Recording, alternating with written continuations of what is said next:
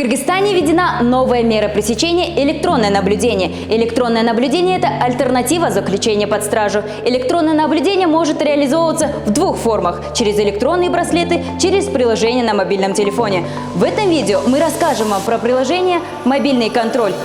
Министерство юстиции совместно с государственным учреждением УКУК при Генеральной прокуратуре разработало мобильное приложение «Мобильный контроль».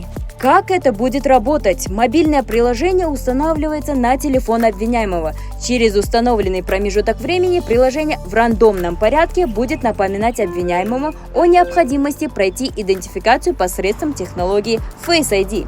При этом интервал идентификации посредством Face ID зависит от режима, установленного следователем или судьей. Например, каждые 2 часа, 4 часа или 6 часов в течение светового дня.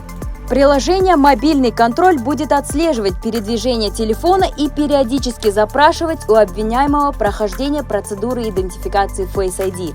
Мобильный контроль позволяет определить места и территории, в которых обвиняемому можно будет находиться, и дополнительно можно определить места и территории, куда запрещено заходить. Можно ли обмануть идентификацию, например, подставив свою фотографию? Нет, технология исключает такую возможность. Что будет, если человек не будет проходить Face ID, умышленно или неумышленно? В этом случае специальный мониторинговый центр Минюста оповещает специальным сигналом. Обвиняемому будет направлено сообщение о необходимости прохождения идентификации в мобильном приложении, и в случае системного неисполнения требований без уважительных причин будет инициирован вопрос о замене приложения на электронный браслет или изменении меры пресечения с электронного наблюдения на заключение под стражу.